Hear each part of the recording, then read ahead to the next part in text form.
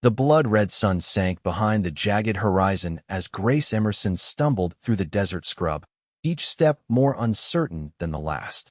Her parched lips cracked as she whispered a prayer, knowing that without shelter before nightfall, the unforgiving New Mexico territory would claim her life just as surely as it had taken her father's wagon train 3 days prior. It was 1876, and the promise of new beginnings in Santa Fe had dissolved into a nightmare when Apache raiders struck their small caravan. In the chaos, Grace had fled into the wilderness with nothing but the clothes on her back and her father's pocket watch. Now, after days without proper water or food, her body was betraying her. The first shivers came as the temperature plummeted with the setting sun. Not the cool relief she had prayed for, but the unmistakable harbinger of fever. Her vision blurred as a small light flickered in the distance, a mirage, surely. Yet her feet carried her forward, one agonizing step after another. The light grew stronger, resolving into the warm glow of a cabin window. Grace's knees buckled just as she reached the rough-hewn porch. Her fist barely made contact with the wooden door before darkness claimed her. When consciousness returned, it came in fragments. Rough blankets, the crackle of a fire, a man's voice, low and steady. "Easy now. You're safe here." Grace forced her eyes open to find herself lying on a narrow bed in a small, tidy cabin. A tall figure moved about the room, his back to her as he stirred something in a pot over the fire.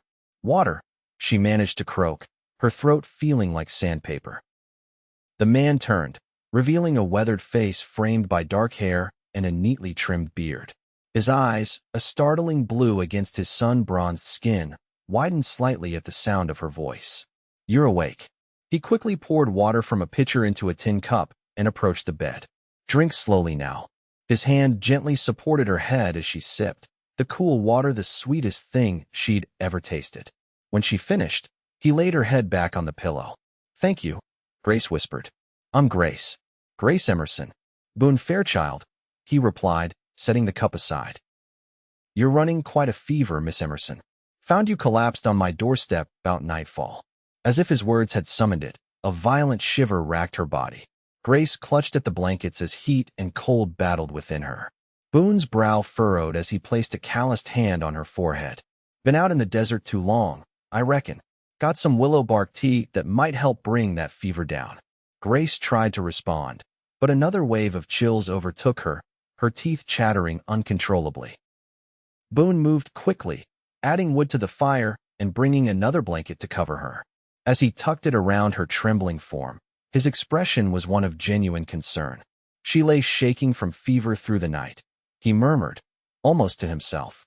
Then, looking directly into her eyes, he said with quiet determination, "I'll keep watch until you're well." Something in his voice, a promise that went beyond mere words, anchored Grace in her sea of misery. Despite the fever raging through her body, she felt safe for the first time since the attack. "My father," she managed between shivers. "The wagon train. Apache raiders." "Shoo," Boone soothed, dampening a cloth and placing it on her forehead. "Save your strength. We'll talk when you're better." Through the long night, Grace drifted between restless sleep and feverish wakefulness. Each time she opened her eyes, Boone was there, sometimes reading by lamplight, other times tending the fire, but always watching over her. When the chills became unbearable, he would replace the cool cloth on her forehead or help her drink more of the bitter willow bark tea. Dawn broke with Grace still in fever's grip, though the violent shaking had subsided somewhat. Boone hadn't slept, the shadows under his eyes testament to his vigilance. "You should rest," Grace whispered, feeling guilty at his exhaustion. Boone shook his head. "I've gone longer without sleep trailing cattle drives. Besides, your fever hasn't broken yet." "Are you a cowboy then?" she asked, trying to focus on something besides her misery. A small smile touched his lips.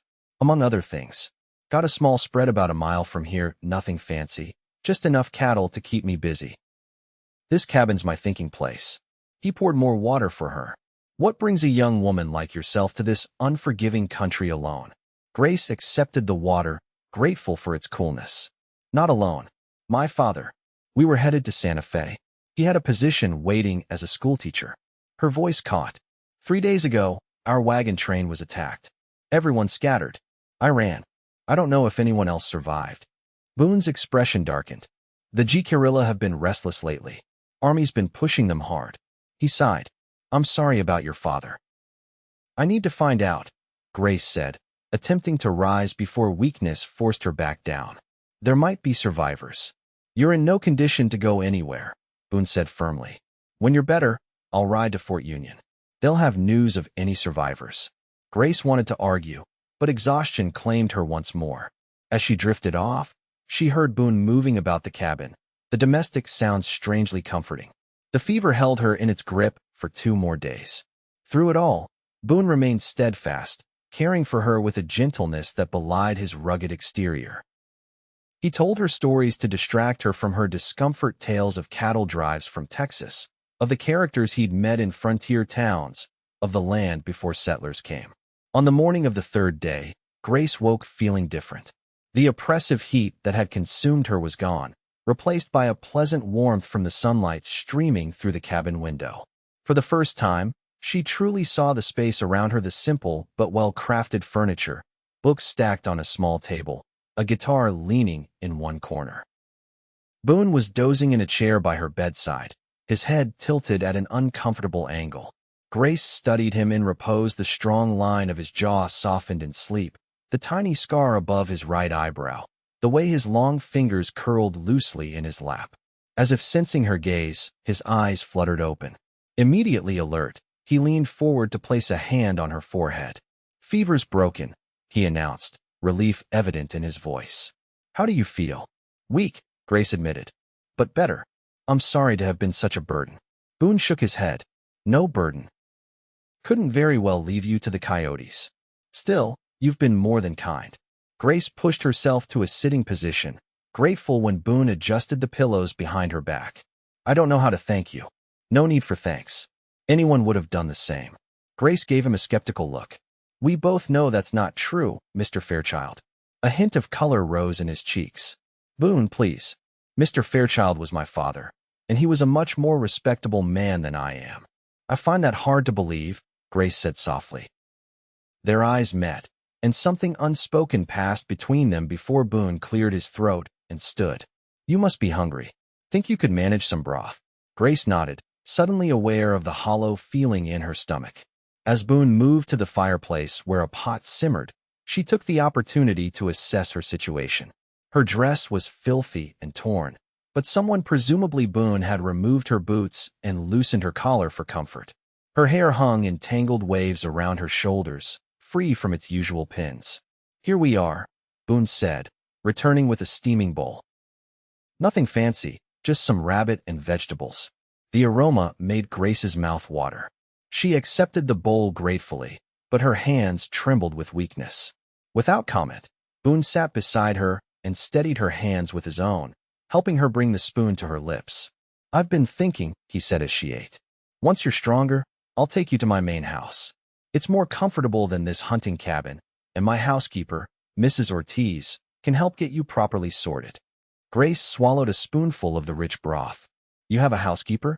Boone smiled. Don't look so surprised. Even rough cowboys like some comforts. Mrs. Ortiz was my mother's friend. When Ma passed, she stayed on to make sure I didn't live like a complete savage. I didn't mean, Grace began, embarrassed. I know, Boone interrupted gently. Just teasing you a bit. Truth is, I'm lucky to have her. She keeps the house and tends a vegetable garden that's the envy of the territory. Grace finished the broth, feeling strength return to her limbs with each spoonful. This cabin is lovely, though. Did you build it yourself? Boone nodded, taking the empty bowl. Needed a quiet place away from the main house. Somewhere to think, read. He gestured to the books. Not what you'd expect from a cowboy, I suppose. I try not to expect anything from anyone, Grace replied. People are usually more complicated than they appear. Boone studied her with new interest. Wise words from someone so young. I'm 22, Grace informed him, and I've been teaching alongside my father since I was 18. A schoolteacher, Boone said with a nod. That explains the proper speech. Most ladies I meet out here haven't had much schooling. And how many ladies do you meet, Mr. Fairchild? The words slipped out before Grace could stop them, and she felt her cheeks flush with mortification. To her relief, Boone laughed a rich, warm sound that transformed his face. "Not many that would give me the time of day, Miss Emerson. Most respectable women steer clear of confirmed bachelors with more cattle than manners." "You seem perfectly mannered to me," Grace said quietly. Their eyes met again, and this time the connection lingered until Grace, flustered, looked away. "You should rest more," Boone said, his voice a touch deeper than before. "We can talk about getting you to town when you're stronger." Grace nodded, suddenly exhausted from even this brief conversation. As she settled back against the pillows, she watched Boone move about the cabin with easy confidence, banking the fire, washing the bowl, checking supplies. There was something reassuring about his presence, something that made her feel secure despite the uncertainty of her situation. As sleep claimed her once more, Grace realized that for the first time since the attack, she wasn't afraid of what tomorrow might bring. The next morning, Grace woke to sunlight and the aroma of coffee. She felt markedly improved, weak still, but clear-headed and free of fever. Boone was nowhere in sight, but a clean dress lay folded at the foot of her bed with a note. "Miss Emerson rode to check my herd. Mrs. Ortiz sent this dress for when you're up to changing. Back by midday. BF."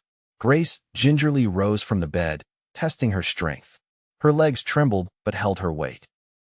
The dress was simple but well made, a faded blue calico that was only slightly too large for her frame. With slow, deliberate movements, she managed to wash her face and hands in the basin Boone had left, then change into the clean garment. The simple tasks left her exhausted, but the feeling of being clean again was worth the effort. She was sitting in Boone's chair by the window when he returned, the sound of hoofbeats announcing his arrival. He paused in the doorway, surprise registering on his face. "You're up." "Barely," Grace admitted, "but I couldn't stand another minute in that bed." Boone's expression softened as he removed his hat. "You look better. How do you feel?" "Like I've been trampled by a herd of your cattle, but otherwise improved." His laugh was unexpected and genuine. "Got some fire in you, I see. Good sign." He moved to the stove, pouring coffee into a mug. "Think you could manage some eggs and biscuits?" "Mrs. Ortiz sent provisions." "That sounds wonderful," Grace replied, realizing how hungry she was. "Your housekeeper is very thoughtful. She's curious about you," Boone said as he cracked eggs into a pan. "Word travels fast in these parts. Man brings a half-dead woman to his hunting cabin, stays there for days." He shrugged. "People talk." Grace felt heat rise to her cheeks. "I hadn't considered what this might look like." "Don't fret about it," Boone said easily. "Mrs. Ortiz knows me too well to believe any nonsense. Besides, your reputation is the least of your concerns right now." He was right, of course. With her father likely dead and all their possessions lost, Grace had far more pressing problems than what locals might think of her situation. "I need to get to Santa Fe," she said, watching as Boone expertly flipped the eggs. "Father's position, perhaps they'll still honor it if I can teach in his place." Boone glanced at her over his shoulder. "Santa Fe's a 4-day ride from here, and that's for someone at full strength." "I'm aware of the difficulties," Grace said, straightening her spine. "But I have no other options. My only other family is back east and I've never met." Boone served the eggs and biscuits on tin plates, then sat across from her at the small table. "Eat first, then we'll talk options." The food was simple but delicious, and Grace found her appetite returning with each bite. As they ate, Boone filled her in on local news. The cavalry was investigating the raid. There were rumors of survivors being taken to Fort Union. The stagecoach would pass through the nearby town of Cedar Springs in 3 days. "I'll ride to the fort tomorrow," Boone said as he cleared their plates. "See what I can learn about survivors. In the meantime, you'll stay at my main house where Mrs. Ortiz can look after you." "I can't impose further," Grace began. "It's not an imposition," Boone interrupted. "My ranch is on the way to Fort Union anyway. Besides, you're still too weak to travel far." He was right, and they both knew it. Even the simple act of eating breakfast had drained her limited energy. "Thank you," Grace conceded. "But I'll find a way to repay your kindness someday." Boone shook his head. "No debt between us, Miss Emerson. Out here, we help each other because tomorrow it might be us needing the help." That afternoon, Boone helped Grace onto his horse, then mounted behind her for the short ride to his ranch. The feeling of his solid presence at her back was both reassuring and unsettling. Grace had never been this physically close to a man who wasn't her father, and she was acutely aware of Boone's arm around her waist, steadying her as they rode. The main house surprised her, a substantial two-story building of squared logs with glass windows and a wide porch. A barn and several outbuildings completed the homestead, with corrals holding horses and a small herd of cattle visible in the distance. "It's beautiful," Grace said as they approached. "Been working on it for 8 years," Boone replied, a note of pride in his voice. "Started with just the cabin and 10 head of cattle. Now I run about 500 head and have grazing rights to 3,000 acres. You've accomplished a great deal for someone so young," Grace observed. 31 isn't so young out here," Boone said. "Most men my age already have wives and half a dozen children." Before Grace could respond, the front door opened to reveal a plump, gray-haired woman with a kind face and sharp eyes. "So, the young lady lives," she called in accented English. "I told Senor Boone his doctoring would not kill you, though it was a close thing, I think." "Mrs. Ortiz," Boone said with exaggerated patience. "This is Miss Grace Emerson. Miss Emerson, my housekeeper and chief tormentor, Mrs. Elena Ortiz. Pleased to meet you," Grace said as Boone helped her dismount. Her legs wobbled treacherously, and Boone kept a steadying hand at her elbow. Mrs. Ortiz clicked her tongue, still weak as a newborn kitten. "Come inside, Nina. I have a room prepared and soup simmering." The next hours passed in a blur as Mrs. Ortiz took charge of Grace's care with cheerful efficiency. She was bathed, her hair washed and combed, and dressed in a nightgown that Mrs. Ortiz had altered to fit her smaller frame. The older woman chattered throughout, filling Grace in on local gossip, while tactfully avoiding questions about her ordeal. By evening, Grace was settled in a comfortable bedroom with a real feather mattress and clean linens that smelled of lavender. Boone knocked softly on the door as Mrs. Ortiz was serving her soup. "May I come in?" he called. At Grace's assent, he entered, hat in hand. He'd clearly cleaned up as well. His hair was damp, his face freshly shaved, and he wore a clean shirt. "You look better," he said, his eyes taking in her transformed appearance. "As do you," Grace replied, suddenly shy under his gaze. Mrs. Ortiz looked between them with knowing eyes. "I will leave you two to talk. But not too long, Senor Boone. The senorita needs rest." After she left, Boone sat in the chair beside the bed. "I'll ride out at first light tomorrow. Should reach Fort Union by midday if the weather holds." "Thank you," Grace said, setting aside her soup bowl. "If there's any news of survivors, I'll find out everything I can," Boone promised. "And I'll inquire about the teaching position in Santa Fe as well." Grace looked down at her hands. "You've done so much already. I don't know why you're being so kind to a stranger." Boone was quiet for a moment. 8 years ago, when I first came to this territory, I got caught in a blizzard up in the mountains. Would have died for certain if an old trapper hadn't found me and nursed me back to health." His blue eyes held hers. "Never got to repay him. He died before spring thaw. So I promised myself I'd pass on the kindness when I could." "Still," Grace said softly, "most men would have done the bare minimum, taken me to town or the fort and been done with it." A smile tugged at the corner of Boone's mouth. "Perhaps I'm not most men." "No," Grace agreed, her heart beating a little faster. "You certainly are not." The moment stretched between them, charged with something neither was ready to name. Finally, Boone cleared his throat and stood. "You should rest. Mrs. Ortiz will have my hide if I tire you out." "Boone," Grace called as he reached the door. He turned, and she continued, "Please be careful tomorrow." His expression softened. "Always am, Miss Emerson. Sleep well." After he left, Grace lay back against the pillows, her mind swirling with conflicting emotions. Grief for her father warred with an unexpected attraction to this kind, competent cowboy who had saved her life. It felt disloyal somehow to feel anything positive when her father was likely dead, yet she couldn't deny the flutter in her chest whenever Boone looked at her with those intense blue eyes. Foolishness, she whispered to herself. Once he returned from Fort Union, he would help her get to Santa Fe, and that would be the end of it. A brief intersection of two lives in crisis, nothing more. Yet as she drifted to sleep, it was Boone's face. She saw his quiet determination as he promised. "I'll keep watch until you're well." Morning came with the sounds of ranch life, roosters crowing, cattle lowing in the distance, the clatter of pots and pans as Mrs. Ortiz prepared breakfast. Grace dressed slowly in another borrowed dress, grateful to find her strength returning bit by bit. By the time she made her way downstairs, Boone had already departed for Fort Union. Mrs. Ortiz fussed over her, insisting she eat a hearty breakfast and then rest on the porch swing where the morning air was still cool and fresh. "Senor Boone, he is a good man," Mrs. Ortiz commented as she brought Grace a cup of tea. "Too long alone, I tell him, but he does not listen to an old woman." Grace sipped her tea. "Has he never been married?" "No, no," Mrs. Ortiz said, settling her ample frame in a nearby chair. "There was a girl once, many years ago in Texas. She chose another." She shrugged expressively. "Since then, he builds his ranch, reads his books, keeps to himself except for business.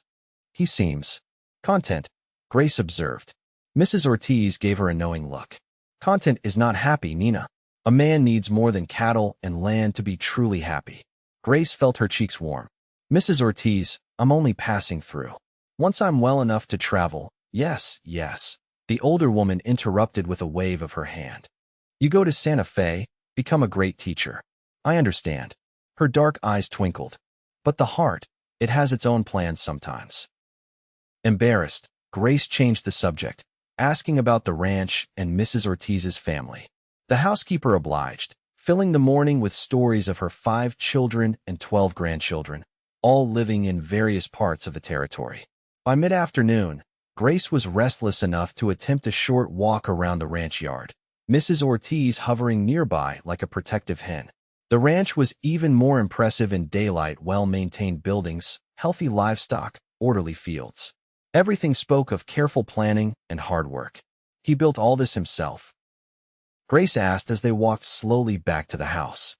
"With his own hands, most of it," Mrs. Ortiz confirmed. "Hired help for the big barn. But the house, the corrals, all Senor Boone. He works from sunrise to sunset, that one." Grace thought of the books in his cabin, the guitar in the corner. Yet he still finds time to read and play music. Mrs. Ortiz nodded approvingly. His mother taught him to value such things. "A educated man, our Senor Boone, though he pretends otherwise sometimes." They had just reached the porch when the sound of hoofbeats announced a rider approaching. Grace's heart leapt, thinking Boone had returned early, but it was a stranger, a tall man with a sheriff's badge on his vest. "Mrs. Ortiz," he called, touching the brim of his hat. "Is Boone around?" "Gone to Fort Union, Sheriff Davis," Mrs. Ortiz replied. "What brings you out this way?" The sheriff's eyes shifted to Grace. "And who might this be?" "Miss Grace Emerson," Mrs. Ortiz said before Grace could answer. "A friend of Senor Boone's family, visiting from back east." Grace blinked at the lie but held her tongue as the sheriff nodded politely in her direction. "Madam," he acknowledged before turning back to Mrs. Ortiz. "When you expect Boone back?" "Tomorrow, likely," Mrs. Ortiz said. "Can I give him a message?" The sheriff dismounted, leading his horse to the water trough. "I'll wait, if you don't mind. Got news he'll want to hear right away." Mrs. Ortiz's expression remained pleasant, but Grace detected a flash of concern in her eyes. "Of course, Sheriff. Come inside. You must be thirsty after your ride." As they entered the house, Grace whispered, "Why did you lie about who I am?" Mrs. Ortiz's response was equally quiet. "Sheriff Davis is a good man, but he reports to the Army. A young woman surviving an Apache raid? They would take you to the fort for questioning, maybe for weeks. Better he thinks you are just a visitor." Grace nodded, grateful for the older woman's quick thinking. The last thing she wanted was to be detained at a military fort while her future hung in the balance. Sheriff Davis accepted coffee and pie at the kitchen table, his manner friendly but watchful. Grace excused herself, claiming fatigue, and retreated to her room where she could listen through the partially open door. "Apache hit another wagon train yesterday," the sheriff was saying. "Near the same spot as the one last week. Army's sending out patrols, but they're stretched thin with troubles up north." "Any survivors?" Mrs. Ortiz asked, and Grace held her breath for the answer. "One man, badly wounded. Says they took some of the women and children alive." Grace's hand flew to her mouth to stifle a gasp. Could her father be the survivor? Or were there women from her wagon train, now captives of the Apache? "This is why I need to speak with Boone," the sheriff continued. "He knows the guerrilla better than anyone around here. Traded with them for years before the trouble started. Army wants to bring him in as a scout for the rescue party. Mrs. Ortiz made a disapproving sound. They want him to track his old friends? This will not sit well. War makes for hard choices, the sheriff replied. Better Boone helps find those captives before the young hothead lieutenants start burning villages. Grace leaned against the wall, her mind racing. If there were survivors, if her father was alive, everything changed. But the thought of Boone tracking the Apache, potentially putting himself in danger. She didn't have long to consider the implications. By sunset, the distinctive sound of Boone's horse announced his return. Grace hurried to the window, watching as he dismounted with fluid grace, his expression changing from weariness to alert wariness at the sight of the sheriff's horse in the yard. Gathering her courage, Grace made her way downstairs in time to see Boone enter the house. His eyes found hers immediately, a silent question in their blue depths. "Miss Emerson," he said formally, aware of the sheriff rising from the kitchen table. "I trust you're feeling stronger today." "Much, thank you," Grace replied, taking her cue from his careful tone. Sheriff Davis looked between them with open curiosity. "You two acquainted already?" "Miss Emerson is a friend of my mother's family," Boone said smoothly, hanging his hat on a peg by the door. "Visiting from back east." He turned to the sheriff. "What brings you out this way, Davis?" As the men moved to the kitchen to talk, Mrs. Ortiz gently guided Grace to the parlor. "Let them speak, Nina." "Men's business. But it concerns me directly," Grace protested in a whisper. "And Senor Boone will tell you everything," Mrs. Ortiz assured her. "But the sheriff does not need to know your business." Reluctantly, Grace settled in the parlor, straining to hear the low voices from the kitchen. After what seemed an eternity, she heard the front door open and close, followed by the sound of hoofbeats receding into the distance. Moments later, Boone appeared in the parlor doorway, his expression grave. "Sheriff's gone. We need to talk." Grace stood, her heart pounding. "Did you learn anything at the fort?" Boone nodded, moving to sit beside her on the small sofa. "There were survivors from your wagon train. 3 men, including a schoolteacher named William Emerson. Father's alive?" Grace's voice broke on the words, hope and disbelief warring within her. "Wounded, but yes," Boone confirmed. "He's at Fort Union under the doctor's care. He's been asking about you apparently. He saw you run during the attack, but couldn't follow." Tears of relief spilled down Grace's cheeks. "I need to go to him. Right away." "That's not all," Boone said, his hand covering hers in a comforting gesture. "According to the survivor from the second attack, the Apache took captives. Women and children." "I heard the sheriff," Grace admitted. "He wants you to help track them." Boone's expression tightened. "I know these people, Grace. The G-Guerrilla aren't raiders by nature. Something's pushed them to this point." He sighed heavily. "If I don't help, the army will blunder in and get those captives killed. If I do help, you betray people you once called friends," Grace finished for him. Their eyes met in perfect understanding. After a moment, Boone squeezed her hand gently. "I'll take you to your father tomorrow," he said. "Then I'll have to decide about the army's request." "What would happen to the captives if you refused?" Grace asked softly. Boone's jaw tightened. "Best case? They become part of the tribe. Worst case?" He didn't finish the thought. Grace covered their joined hands with her free one. "Then you must help. You said yourself out here.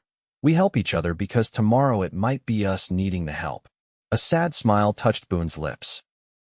"Using my own words against me, Miss Emerson? For a good cause, Mr. Fairchild." The journey to Fort Union the next day was arduous despite Boone's best efforts to make it comfortable. Grace insisted she was strong enough to ride her own horse, one of Boone's gentler mares, but by midday, her restored strength was flagging.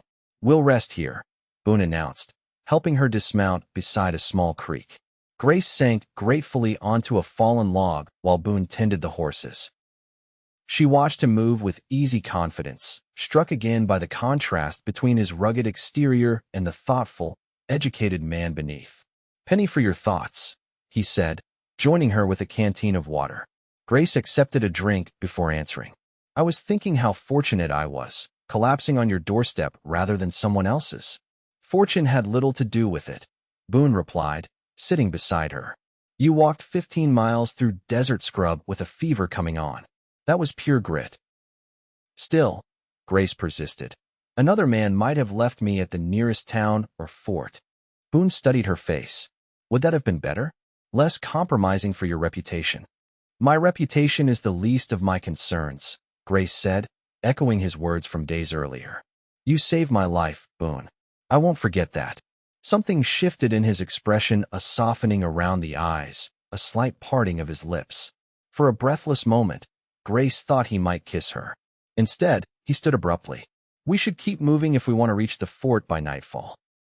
The moment passed, but the tension between them remained, a living thing that made the rest of the journey both sweet and agonizing. They spoke little, each lost in their own thoughts about what awaited them at Fort Union and beyond. The fort appeared on the horizon as the sun began its descent, an imposing structure of adobe and timber, the American flag fluttering above its walls.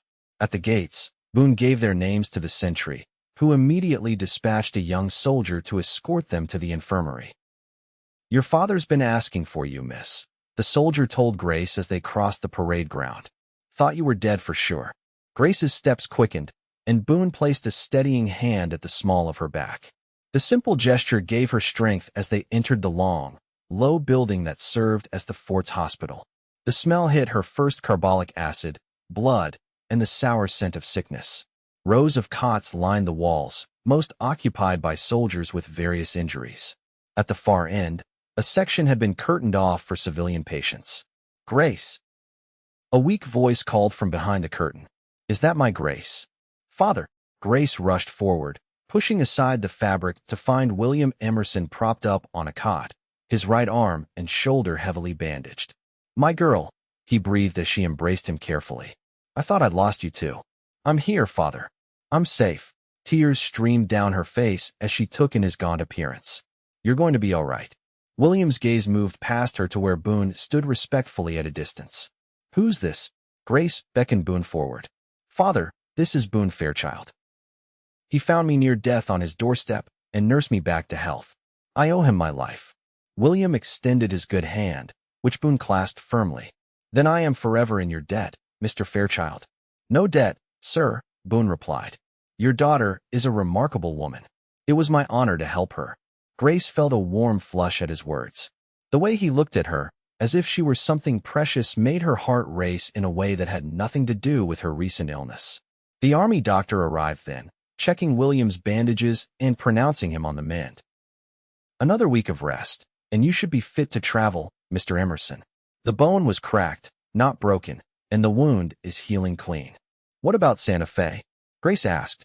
Father had a teaching position waiting. The doctor shrugged. I sent word of your father's condition. Whether they'll hold the position, I can't say. They won't, William said with resignation. The term starts in 2 weeks. They'll have found someone else by now. We'll figure something out, Grace assured him, though her own mind was spinning with the uncertainty of their situation. Boone, who had been listening quietly, spoke up. There's a school in Cedar Springs that needs a teacher. The last one left to get married 3 months ago. Children are running wild with no education to speak of. William's eyes brightened. Cedar Springs? That's near your ranch, isn't it, Mr. Fairchild? About 5 miles, Boone confirmed. It's a small town, but growing. Good people mostly. Grace looked between the two men, seeing the idea take root in her father's mind. Father, are you considering it? William squeezed her hand. We have to go somewhere, my dear. And I find I'm not as eager to reach Santa Fe as I once was. His expression turned sorrowful. Not without your mother. Grace nodded, understanding. The teaching position in Santa Fe had been her mother's dream as much as her father's. Now that dream seemed hollow without her. I should let you two talk, Boone said, stepping back. I need to speak with the commander about other matters. Grace knew he meant the Apache situation. Their eyes met, and she tried to convey her support through her gaze alone. Boone's slight nod told her he understood. Will you come back? She asked, unable to keep the hope from her voice. Of course, Boone promised. I'll arrange quarters for you tonight and escort you back to Cedar Springs when your father is released. After he left, William studied his daughter's face. You care for him. It wasn't a question, but Grace answered anyway. He's a good man, Father. Kind, intelligent, honorable. And handsome, William added with a knowing smile.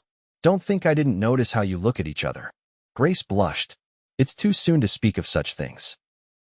We've only just found each other again, and you're still recovering. William patted her hand. Life is short and uncertain, my dear. Your mother and I learned that the hard way. If you find someone who looks at you the way that young man does, don't let pride or propriety stand in your way. Father, Grace exclaimed, scandalized and pleased all at once. William chuckled, then winced as the movement jarred his injured shoulder. Just an old man's advice. Take it or leave it. They spent the evening catching up, William sharing the harrowing tale of the attack and his rescue by cavalry soldiers who had happened upon the scene hours later. Grace told him of her desperate journey through the desert and Boone's care during her fever. It sounds like something from a novel, William mused. The brave cowboy watching over the fever-stricken damsel.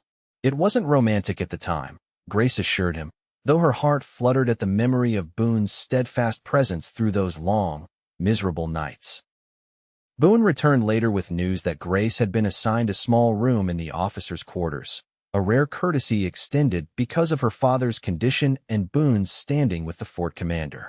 The commander also asked me to tell you that there will be a meeting tomorrow morning about the Apache situation, Boone told William. They'd like your account of the attack, if you're up to it. William nodded gravely. Of course, anything to help find those poor captives. As night fell, Grace reluctantly left her father to rest. Boone escorted her to her quarters, their footsteps echoing on the wooden walkways that connected the fort's buildings. Have you decided? Grace asked softly. About helping the army? Boone's expression was troubled in the lamplight. Yes, I'll guide them. I know the likeliest places the guerrilla would take captives. It's the right decision, Grace assured him. Is it? Boone stopped walking, turning to face her. These people were once my friends. I broke bread in their lodges, learned their language. Grace touched his arm gently. And because of that, you might save lives on both sides. The army will go with or without you. With you, there's a chance for a peaceful resolution. Boone covered her hand with his own. You have a way of seeing to the heart of things, Grace Emerson. The use of her first name sent a thrill through her. When will you leave? Dawn, Boone replied. The commander wants to move quickly. I've arranged for Mrs. Ortiz's nephew to drive you and your father to the ranch when he's released. I should be back by then. Grace's throat tightened with sudden fear. Be careful, please. In response, Boone raised her hand to his lips, pressing a gentle kiss to her knuckles. I have something to come back for now. The simple gesture and words left Grace breathless. Before she could respond, Boone released her hand and stepped back. Good night, Grace, he said softly, then turned and walked away, his tall figure soon swallowed by the darkness. The next week passed with agonizing slowness. Grace divided her time between caring for her father, whose strength returned a little each day, and helping at the fort's makeshift school for the officers' children. The activity kept her from dwelling too much on Boone's absence, though each sunset brought renewed worry. On the sixth day, as she was reading to her father in the infirmary, a commotion outside drew their attention. Grace moved to the window to see a group of riders entering the fort, dusty, tired men leading pack mules loaded with supplies. Among them, sitting tall in his saddle despite evident exhaustion, was Boone. They're back, Grace breathed, her heart leaping. William smiled knowingly. Go on then. I'm sure you're dying to hear their news. Grace hesitated only briefly before hurrying outside. She reached the parade ground as the men were dismounting, their weary faces telling of a difficult journey. Boone handed his reins to a stable boy, then caught sight of Grace standing at the edge of the gathering crowd. The smile that transformed his face made her breath catch. He strode toward her, removing his hat as he approached. You're back, Grace said simply, searching his face for signs of injury.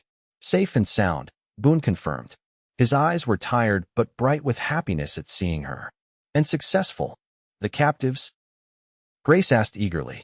All rescued, all alive, Boone said. 5 women and 3 children. No bloodshed on either side. How did you manage that?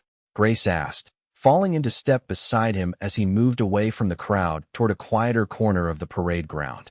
Found an old friend among the guerrilla, Boone explained. He helped me convince their leader that returning the captives was better than facing the full might of the U.S. cavalry. His expression grew somber. It won't solve the larger problems, but it saved lives today. You did a good thing, Grace said softly. Boone looked down at her, his gaze warming. I missed you. The simple admission made Grace's heart soar. I missed you too. For a moment, they stood in silence, the unspoken feelings between them growing stronger with each passing second. Finally, Boone cleared his throat. How is your father? Much improved, Grace replied. The doctor says he can travel tomorrow. He's quite taken with your idea of teaching in Cedar Springs. And you? Boone asked, his voice dropping lower. How do you feel about staying in Cedar Springs? Grace met his eyes steadily. I think I could be very happy there, with the right encouragement. A slow smile spread across Boone's face. Miss Emerson, are you flirting with me?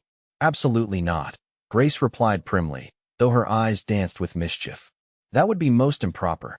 Boone laughed, the sound warming her like sunshine after rain. I've missed your spirit. When I was out there, tracking through those mountains, all I could think about was getting back to you. Grace's breath caught at the naked honesty in his voice. Boone, I know it's too soon, he interrupted gently. We've known each other barely 2 weeks. But when you collapsed on my doorstep that night, something changed for me. Watching over you through that fever, seeing your courage in the face of everything you've lost. He took a deep breath. I don't want to rush you, Grace. I just want you to know that whatever you decide about Cedar Springs, I'll be there. For as long as you'll have me. Grace felt tears prick her eyes at his heartfelt words. The night I found your cabin, I thought I was going to die alone in the wilderness. Instead, I found you this extraordinary man who sat by my bedside and promised to keep watch until I was well. She stepped closer, her hand coming to rest lightly on his chest. What if I don't want that watch to end? Boone's eyes darkened as he covered her hand with his own. Then it won't. Not ever. With exquisite gentleness, he bent his head and brushed his lips against hers, a question, an invitation. Grace answered by rising on tiptoe to return the kiss, her heart so full it felt it might burst. When they parted, both a little breathless, Boone rested his forehead against hers. Your father will think I'm taking advantage. Grace smiled. Actually, he's the one who told me not to let pride or propriety stand in my way. A wise man, Boone murmured, brushing a strand of hair from her face. I look forward to getting to know him better. The next day, William Emerson was declared fit to travel. The journey to Cedar Springs was slow but pleasant, with frequent stops to accommodate William's still recovering strength. Boone rode alongside the wagon, often catching Grace's eye with a private smile that made her pulse quicken. As they crested the final hill overlooking Cedar Springs, Grace felt a sense of rightness settle over her. The small town nestled in the valley with Boone's ranch visible in the distance seemed like home already. What do you think, Father? She asked as William took into view. I think we've found our new beginning, he replied, patting her hand. And perhaps more than that for you, my dear. Grace's gaze found Boone again, riding ahead to clear the way. In the golden afternoon light, with his straight back and capable hands, he embodied everything she had never known. She wanted strength, kindness, and a steadfast heart. 3 months later, as autumn painted the New Mexico landscape in gold and crimson, Grace stood on the porch of the schoolhouse, watching her students scatter homeward after the day's lessons.